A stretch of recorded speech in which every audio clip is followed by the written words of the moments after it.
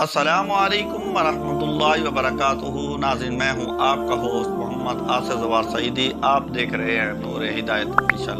हमेशा की तरह एक बार फिर एक नए तज़किरे के साथ आपकी खिदमत में हाजिर हैं। उम्मीद करता हूँ आप सभी हज़रात बखैरियत से होंगे। अल्लाह रब्बुल इज़्ज़त अपने हबीब के तुफ़ैल आप सब पर अपना ख़ास फज़ल व करम फरमावे। नाज़रीन, फितरी तौर पर इंसान के अंदर अल्लाह रब्बुल इज़्ज़त ने बहुत सारी ख्वाहिशात रख दी हैं।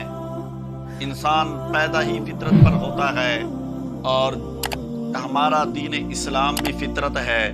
और इंसान जब बचपन से जवानी की तरफ आता है, जैसे जैसे इंसान की ज़िंदगी बढ़ती जाती है वैसे ही ये ख्वाहिशात बढ़ती जाती हैं।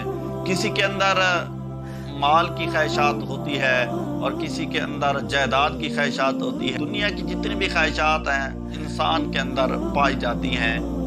कोई ऐसा इंसान नहीं पाया जाता जिसके अंदर कोई ख्वाहिशात ना हो। सबसे बढ़कर जो ख्वाहिशात इंसान के अंदर पाई जाती है वो जिनसी ख्वाहिशात है।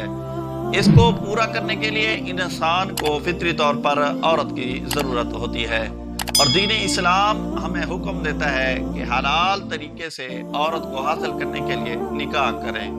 हज़रत सैयदना अब्दुल्लाह बिन मसऊद रज़ियल्लाहु ताला अन्हु से ये हदीस मुबारक रिवायत है। मेरे आका अलैहिस्सलातु वस्सलाम ने इरशाद फरमाया, या माशर शबाब, ए जवानों की जमात, मन इस्तता, जो ताकत रखता है तुम में से, मिनकुमुल बाता, घर को चलाने के लिए जो अखराजात की ज़रूरत होती है वो अगर तुम उठा सकते हो, फल्यतज़व्वज, तो चाहिए कि तुम शादी कर लो। फ़इन्नहु अग़द्दु लिलबसर, इसलिए कि बेशक ये तुम्हारी निगाहों को झुकाने वाली है।